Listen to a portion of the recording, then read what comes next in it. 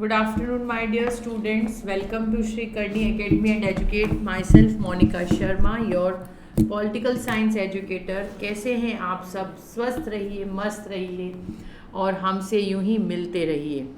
चलिए, तो कल अपन ने पॉलिटिक्स के अंदर फर्स्ट चैप्टर जो इंट्रोडक्शन है उसे डिस्कस किया था और आज जो है अपन इस चैप्टर के इस बुक के सेकंड चैप्टर फ्रीडम के ऊपर डिस्कशन करेंगे.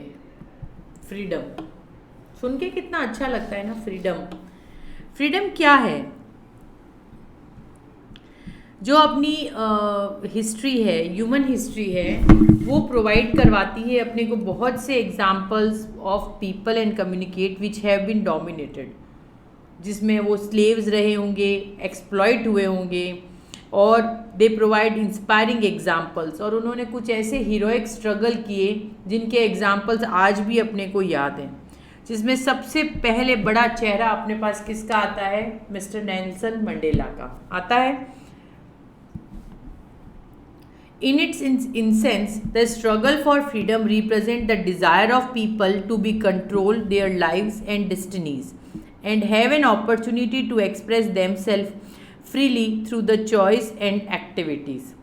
However, given the desire, interest and ambition, the people of form social living required some rules and regulations.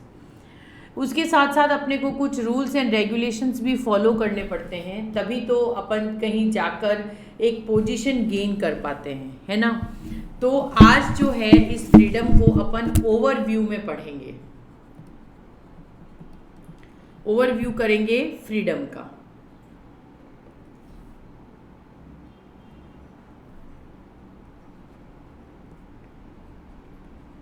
ठीक है ना. तो फ्रीडम टू ओवरव्यू. ठीक है. After studying this chapter we will able to understand the क्या क्या points अपने clear हो जाएंगे इस चैप्टर को पढ़ने के बाद में. After studying the chapter you should able to first point अपन ये डिस्कस करेंगे, इम्पोर्टेंस ऑफ फ्रीडम.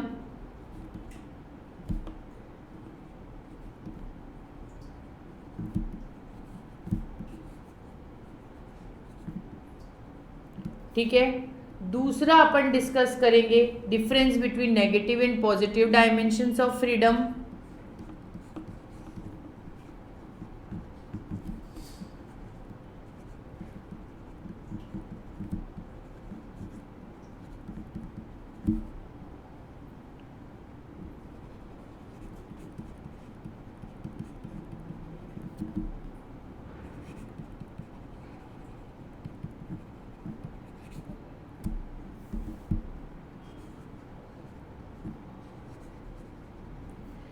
तीसरा अपन क्या डिस्कस करेंगे?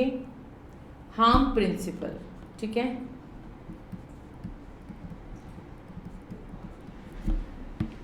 और उसके बाद में अपन क्या डिस्कस करेंगे? ठीक है ना. तो that is the deal of freedom.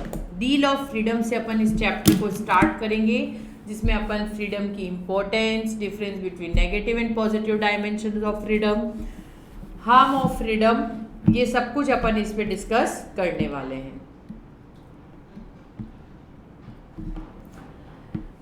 The ideal of freedom. ठीक है. फ्रीडम का जो है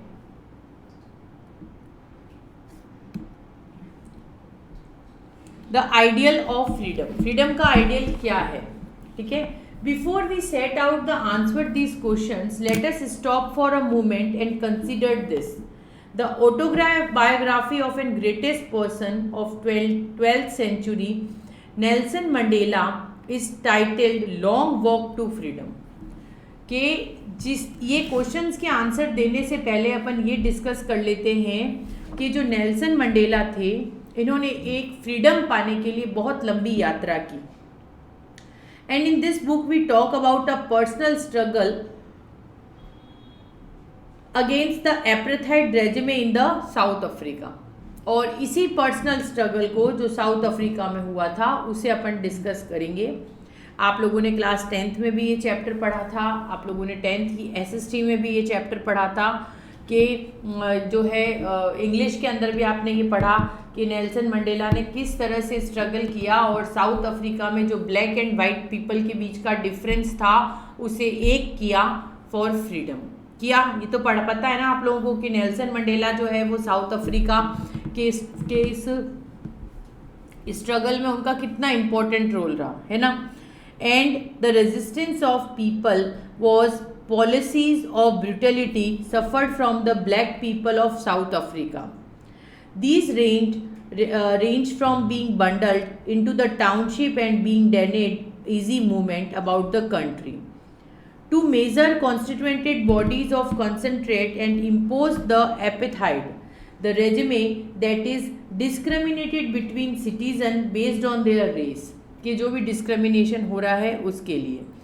For Mandela of his college years, it was the struggle against such unjust constraints and the struggle to be remove the obstacle of freedom of South Africa। और ये जो struggle था इसमें इन्होंने क्या किया, रिमूव किया लोगों को, कि जो मुश्किल पैदा कर रहे थे उन्हें हटाया और खूब लंबा स्ट्रगल किया, बहुत बार जेल गए, बहुत कुछ हुआ, तब कहीं जाकर इनको सक्सेस मिली, नहीं तो ऐसे सक्सेस नहीं मिलती है ना। तो एक जेल भी गए इन्होंने, बहुत टाइम तक जेल में सज़ा निकाली, लोगों ने बहुत इनके विरोध किए, बहुत तरह से इन्होंने लोगों को समझाया। For this freedom Mandela spent 28 years of his life in jails. सोचो 28 साल जिंदगी के उन्होंने जेल में निकाल दिए, कितनी बड़ी बात है, कोई छोटी बात तो नहीं है ना ये, है ना, कि छोटी बात नहीं है ये। 28 साल अपने इस फ्रीडम को कि ब्लैक और वाइट पीपल के बीच का डिफरेंस ख़त्म हो जाए, इसको कंपेट करने के लिए इन्होंने 28 साल जेल में निकाले।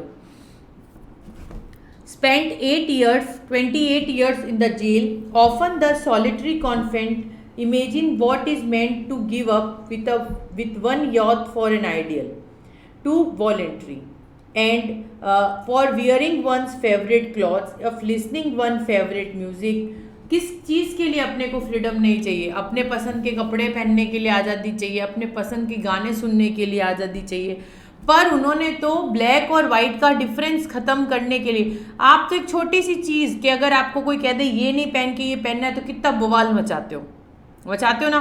मुझे पहनने के लिए कैसे मना कर दिया, मैं सुन रहा हूँ मेरी पसंद है, मेरे को ये गाना सुनने के लिए क्यों मना कर दिया। तो इसके लिए अगर आप इतना अपोज कर सकते हो तो सोचो मिस्टर नेल्सन मंडेला ने 28 साल जेल में निकाले सिर्फ काले और गोरे लोगों के बीच का डिफरेंस ख़त्म करने के लिए। सुनने में तो कितना आसान लगता है ना, अरे हाँ नेल्सन मंडेला ने किया था, ब्लैक और वाइट पीपल का डिस्क्रिमिनेशन था उसे ख़त्म किया था साउथ अफ्रीका में। लेकिन क्या आप इमेजिन कर सकते हैं कि कितना स्ट्रगल उन्होंने किया होगा। आप जब अभी इस बात को सुनते हैं तो आप सोचिए ज़रा कि आप निकाल सकते हैं अपनी ज़िंदगी का एक साल भी आपका ख़राब होता है तो कितना दुख होता है ना। आप किसी कॉम्पिटिटिव एग्ज़ाम में एग्ज़ाम देने बैठते हो, बाय लक आपका सिलेक्शन नहीं होता है, तो आप जो है पूरी मेहनत करके अगर आपका सिलेक्शन नहीं हुआ, सो लक ने काम नहीं किया, तो कितना दुख होता है कि यार एक साल ख़राब हो गया मेरा। तो सोचो उस आदमी ने तो इतने कलर डिफरेंस को ख़त्म करने के लिए 28 साल जेल में निकाल दिए, तो कितनी बड़ी बात है। And for imagine giving all of this choosing instead to be locked up and alone in the room, not knowing when would be released, only because of the compend for freedom Mandela paid a very high personal price। और उसके लिए उनको बहुत बड़ी जो थी वो कामयाबी को देना पड़ा। नाउ अनादर केस, एक केस और था। Gandhi ji thought non violence has been secure the inspiration and Aung San Suu Kyi has remained under his house arrest in Myanmar, जो कि वहाँ पे अरेस्ट थी। He separated from her children unable to visit her husband, वो अपने बच्चों और husband से दूर थी। And when he was dying of cancer, और जब वो कैंसर से मरी, because she fear that if she left Myanmar and to visit him in England she would not able to return, उसको लगा कि अगर मैं चली गई तो मैं वापस नहीं आ पाऊँगी। एंड सेंग सू की show her freedom as connected to the freedom for the people। Her book of essays bear the title of freedom for fear. इनके बुक्स थे title of freedom for fear. He says for me real freedom is the freedom for fear and unless we can leave fear for free and suggest the authority. Yet we find the often exhibit and such fear for N. Suki living defined himself required as unable to overcome such a fear. जिन्होंने इस fear को कम किया. And for these two books of Nelson Mandela and N. Suki we can see the power of ideal of freedom. Upon freedom का ideal समझ पाते हैं. That the center and our nationalist struggle of the people of Asia and South Africa, French, Portuguese and colonialism, ये सब चीज़ें इसके part में enable होती है. सो अब अपन आते हैं मीनिंग ऑफ फ्रीडम पर. मीनिंग ऑफ फ्रीडम क्या कहता है कि जैसा कि अभी अपन ने डिस्कस किया कि नेल्सन मंडेला और एन सुंग सी के वजह से कितना बड़ा हुआ कि मतलब इसको लगा कि मैं मर रही हूँ, लेकिन म्यांमार छोड़कर अगर वो चली जाती तो क्या होता. और नेल्सन मंडेला अगर उस समय कोई स्टेप नहीं लेते तो व्हाट इट हैपन. आज भी वो डिफरेंस बना हुआ रहता, वो डिस्क्रिमिनेशन जो होता है वो चलता रहता. In the absence of constraints if two person do not subject to external control and is able to make independent decision and out on way. ठीक है, किसी का किसी पर दबाव नहीं है, वो अपने डिसीजंस खुद ले सकता है. Clear. When people can freely express themselves, जब लोग इसको फ्रीली एक्सप्लेन करते हैं, this it's condition in which people can develop their creative and capacity. लोग जो है उसकी क्रिएटिविटी और कैपेसिटी को समझाते हैं. ठीक है, लोग जो है उसकी क्रिएटिविटी और कैपेसिटी को समझाते हैं. समझ में आया कि जो भी एब्सेंस होता है in the absence of contract, जो भी होता है, इज इट अ पर्सन कि if it is a person is not subject to external control, अगर नहीं है then make a independent decision, वो अपने इंडिपेंडेंट डिसीजन ले सकता है. When people can freely express themselves, जब लोग उसे एक्सप्रेस कर पाते हैं, thus it is a condition in which, ये वो कंडीशन है which can develop their creativity and capacity, जिसमें उनकी क्रिएटिविटी और कैपेसिटी दोनों ही क्लियर होती है. In reality, a society can be called free in there exist minimum social contracts that limit ability to make choice freely like against varna system of occupation. पढ़ा हुआ है आपने. अब नेताजी सुभाष चंद्र बोस ऑन फ्रीडम, उनका क्या कहना है. If we are to bring about revolution of ideas, अगर हमें हमारे विचारों में क्रांति लानी है, we have first to hold up before an idea which have galvanise our whole life. सबसे पहले अपने आप को ग्लेवनाइज करें, अपने आप को अंदर से सुधारें, देन दैट इज फ्रीडम. वो ही आज़ादी है कि आप कोई क्रांति करने जा रहे हैं, आपके दिमाग में कोई रिवॉल्यूशनरी आइडिया चल रहा है कि मुझे इस चीज़ को चेंज करना ही है, बट उससे पहले आप अपने आप को बदलिए, उस चीज़ में आप अपने आप को लाइए. कंसेप्ट ऑफ फ्रीडम, कि जो भी फ्रीडम का कंसेप्ट है undergo the process of evolution, evolution के प्रोसेस पर जाता है. By freedom he meet all round freedom that is social, economic and political. कि मतलब फ्रीडम सिर्फ एक तरह से नहीं है कि मुझे आज़ादी चाहिए, लेकिन फ्रीडम अपने को सब तरह से मिलेगी. सोशल, समान अधिकार की, ठीक है, इकोनॉमिकली कि आपको equal pay for equal work मिले, पॉलिटिकली कहीं पर भी किसी कास्ट को लेकर या इस तरह से कोई भी तरह का भेदभाव ना हो. तो दैट इज़ द फ्रीडम. कि मतलब सोचो फ्रीडम को भी अपन ने 3 हिस्सों में डिवाइड किया है, जिसमें पहला सोशल, फिर इकोनॉमिक एंड देन पॉलिटिकली. तो आई होप आपको इसका मीनिंग समझ में आया होगा कि व्हाट इज़ फ्रीडम, है क्या, फ्रीडम क्या कहता है, किस तरह से फ्रीडम के स्ट्रगल को अपन समझ पाते हैं. ये एग्जाम्पल्स हैं, examples of struggle for first Nelson Mandela. struggle against constraints arisen from apartheid, like discrimination, different rules for black and white, and he spent 28 years in his jail for freedom. ठीक है, 20 साल नहीं बेटा, 28 साल उन्होंने jail में निकाले थे. ये बाय मिस्टेक लिखा गया है यहाँ पे.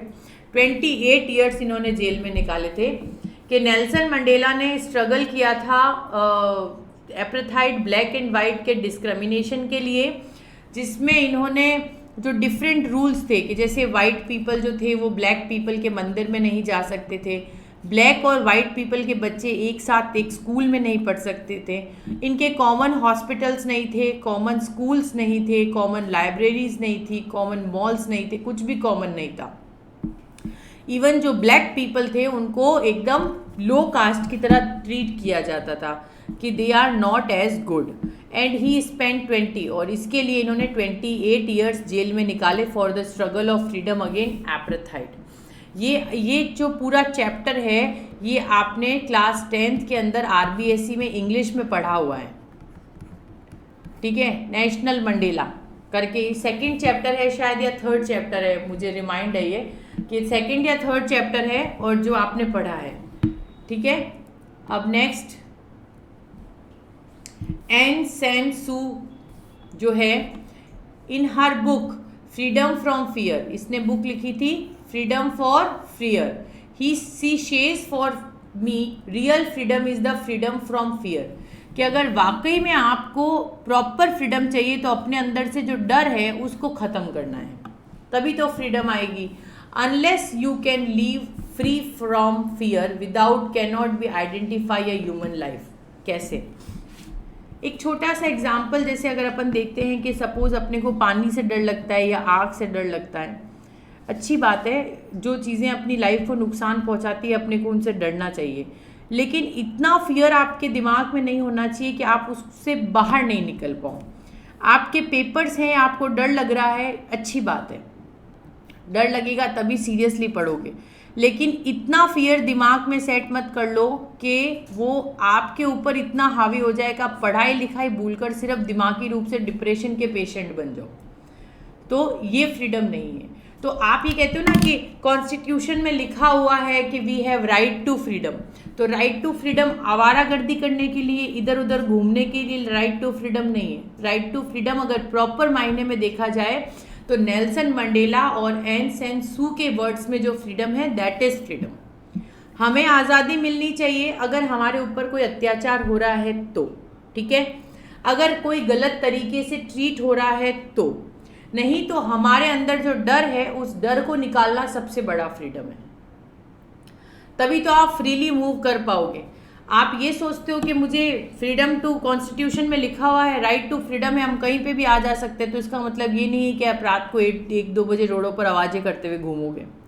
ठीक है, ये कोई फ्रीडम का एक पार्ट नहीं है. तो दैट इज़ नॉट. तो वो क्या कहा नेल्सन मंडेला ने कि एपरेथाइड, कि क्यों डिफरेंस किया जा रहा है कि जब सभी का इंसान भगवान ने बनाए हैं, किसी का कलर डार्क है और किसी का वाइट है, तो इसका मतलब ये थोड़ी ना है कि वो बहुत पुअर है या वो बहुत रिच है. ये डिस्क्रिमिनेशन तो अपन खुद ही बना रहे हैं, है ना. अब इट्स डिपेंड कि क्या रिच पीपल पुअर नहीं हो सकता कभी किसी बिजनेस में लॉस लगने से, या पुअर पीपल को अगर कोई बहुत अच्छा मेहनती है तो वो क्या कभी रिच नहीं बन सकता. तो दैट मीन्स कि अगर अपन ये डिफरेंस रखेंगे तो कभी भी वो स्ट्रगल नहीं कर पाएंगे. That is not possible. वो स्ट्रगल कब कर पाएंगे? जब अपन को समानता का अधिकार मिलता है ना. जब समानता का अधिकार मिलेगा तभी अपन उस स्ट्रगल तक पहुंच पाएंगे, नहीं तो नहीं पहुंचेंगे. So always keep in mind that we should fear freedom from fear. अपने को जो रियल फ्रीडम है वो डर है उसे अपने अंदर से निकालना है. Unless you can leave free from fear you can't be identified human life. और जब तक आप अपने अंदर से फियर को नहीं निकालेंगे आप जो है अपनी प्रॉपर लाइफ नहीं जी पाएंगे. She paid high personal price for her freedom struggle. और इस वजह से मरते समय ये अपने फैमिली के साथ नहीं थी, इन्होंने इतनी बड़ी कीमत चुकाई. ठीक है ना, कि जब उनको लग रहा था तो उनको लगा कि अगर मैं चली गई तो मैं वापस नहीं आ पाऊंगी. ठीक है, तो that is why she paid a high personal price for her freedom struggle. इस तरह से उन्होंने इस फ्रीडम स्ट्रगल में बहुत बड़ी प्राइज दी थी.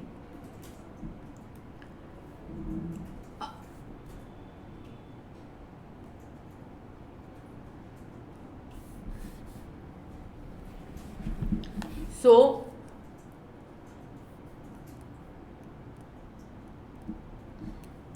What is freedom in a simple answer to the question, अगर अपन इस क्वेश्चन का आंसर सिंपल तरीके से देते हैं, it is an absence of कोरिएंट्स.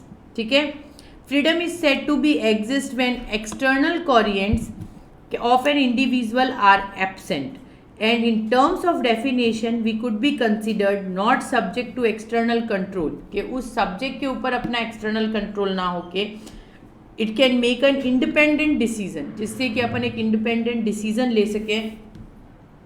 However, the absence of coherence is only one dimension of freedom. ये freedom का एक dimension है. Freedom is also about expanding the ability, कि फ्रीडम अपनी एबिलिटी को एक्सपेंड करता है. The people are free to express them self and develop their potential. ठीक है, कि अपन जो है अपने आप को फ्रीली एक्सप्रेस कर सकते हैं, अपने पोटेंशियल को डेवलप कर सकते हैं.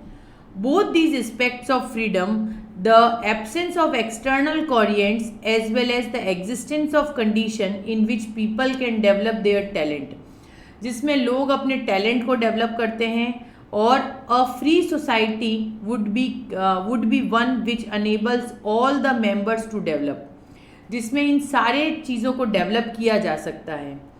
No individual living in society can hope to enjoy total absence. इस तरह से अपन टोटल एब्सेंस को एंजॉय नहीं कर सकते. For the kindness of constraints and restrictions, it become necessary to determine the social constraints. In social constraints को determine करना अपने लिए बहुत ज़रूरी है, बहुत इम्पॉर्टेंट है. ठीक है, अगर अपन नहीं करेंगे तो ये चीज़ें पॉसिबल नहीं होगी. ठीक है, देन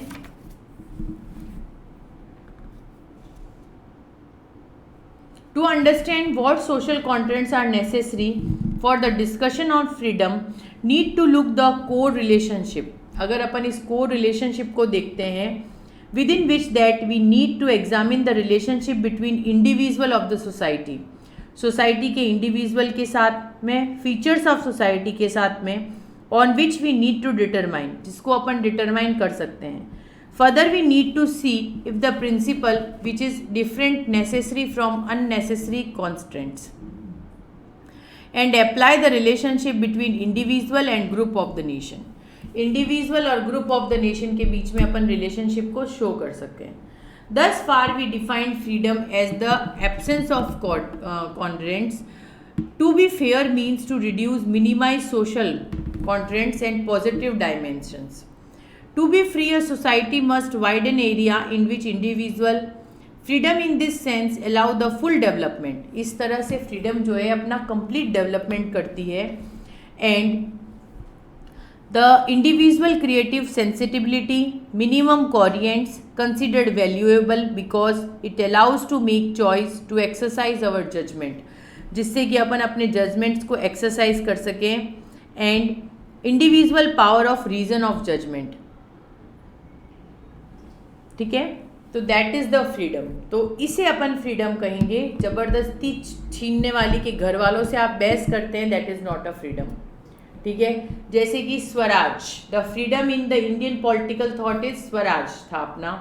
इन टर्म्स स्वा means self and raj means rule, यही था.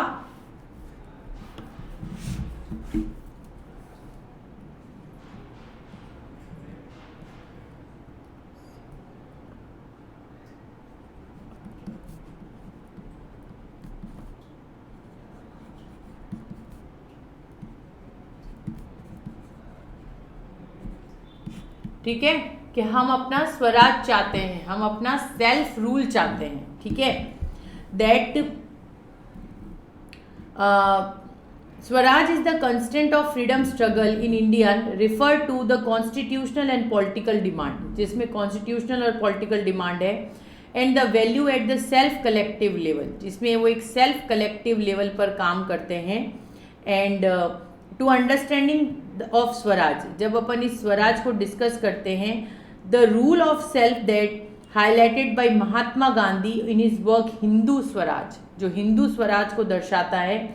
When we learn with our self and with respect the self responsibilities, जिसमें अपन सेल्फ रिस्पॉन्सिबिलिटीज को डिस्कस करते हैं. Gandhi ji believe that development follows would liberate both the individual, कि ये दोनों इंडिविजुअल्स को चलाता है, दोनों इंडिविजुअल्स इसे रन करते हैं. And 21st century it was Gandhi wrote Hindu Swaraj in 1909 लिखा था इन्होंने. ठीक है. सो आई होप आपको ये क्लियर हो गया है. अब अपन नेक्स्ट में इसमें सोर्स ऑफ कॉन्ट्रेंट्स पढ़ेंगे, फिर पढ़ेंगे नीड, फिर पढ़ेंगे हार्म प्रिंसिपल. हार्म प्रिंसिपल के बाद में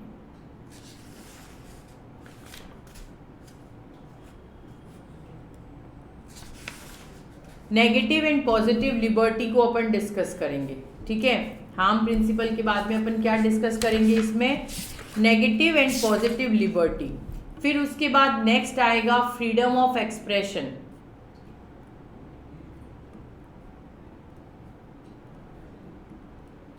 और फ्रीडम ऑफ एक्सप्रेशन के साथ में अपना ये चैप्टर फिनिश हो जाएगा.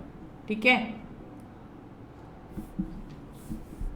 सो होप आप लोग इंजॉय कर रहे हैं, अच्छा लग रहा है. अगर कोई डाउट है तो आप लोगों से रिक्वेस्ट है कि आप जो है वो चैट बॉक्स में मुझे कमेंट करें, मैं डेफिनेटली आपको रिप्लाई करूँगी. ठीक है. तो चलिए नेक्स्ट अपन नेक्स्ट टॉपिक पर जाते हैं.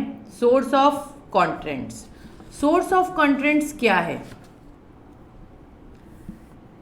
Can be apartheid, caste system, class system due to economic inequality. ठीक है. कि क्या ये जो हुआ था ब्लैक एंड वाइट के बीच में, कास्ट सिस्टम, क्लास सिस्टम, ये क्या इकोनॉमिक इनइक्वलिटी को शो करता है? Restrictions on freedom of individual may come from domination और एक्सटर्नल कंट्रोल. कहाँ से आता है ये? डोमिनेशन और एक्सटर्नल कंट्रोल से. Such restrictions may be imposed by force or they may be imposed by government. या तो ये by force होते हैं या ये गवर्नमेंट से फोर्स होते हैं. So thus we can form our constraints representative by social ruler. और इस तरह से अपन इसको सोशल रूलर से रिप्रेजेंट कर सकते हैं. Which may have backing of force, जिसके अंदर backing of force प्रेजेंट हो. This was the form of constraints represented by colonial rules. ये colonial rule से represent होता है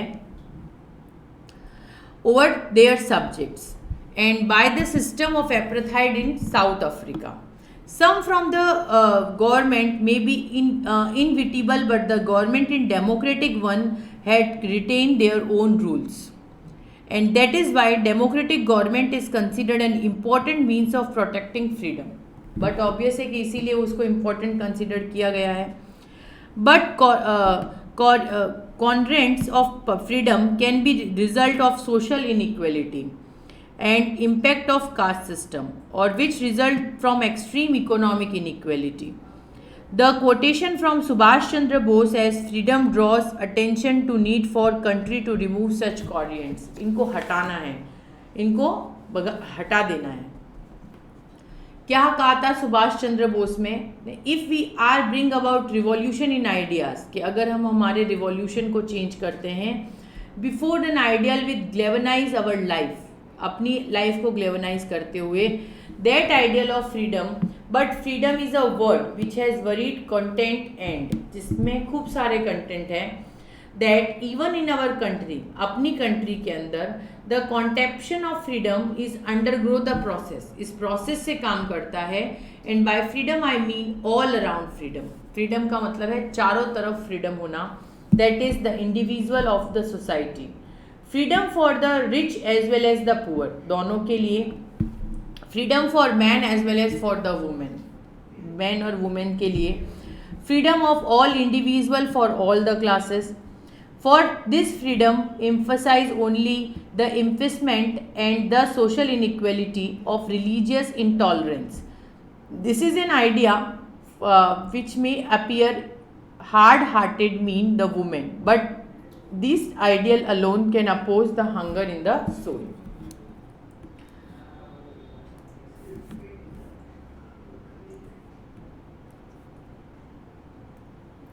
सो अपन ने मीनिंग ऑफ फ्रीडम से स्टार्ट किया. when a people can freely express themselves, this is the condition in which people can develop, जिससे कि लोग इस condition को develop कर सकते हैं. In reality a society can be called free. उसे कब free कहा जाएगा? Then exist a maximum social contracts. जब उसमें मैक्सिमम सोशल कॉन्ट्रैक्ट्स की लिमिट और एबिलिटी हो तो. As Subhash Chandra Bose said that the revolution of ideas has first hold up before an ideal. You galvanize our whole life and undergo the process of evolution. By the freedom he meet all the freedom that is social, economic and political. पहला example Nelson Mandela का दिया, जिन्होंने contrast arisen किया apartheid discrimination between different rules for white and black people, and he spent 28 years in the jail.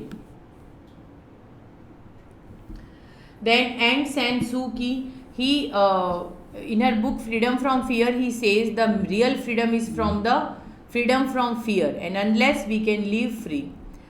फिर गांधी जी का स्वराज अपन ने discuss किया, जिसमें swa means self and raj means rule. फिर अपन ने सोर्स ऑफ कंटेंट डिस्कस किया, can be apartheid, caste system, ideas and due to economic inequality. So यहाँ तक अपन इस चैप्टर को यहीं फिनिश करते हैं. कल जो है अपन व्हाई डू वी नीड कॉन्ट्रेंट्स को वापस एक दो लाइन में डिस्कस करते हुए व्हाई डू वी नीड कॉन्ट्रेंट्स से इस चैप्टर को स्टार्ट करेंगे.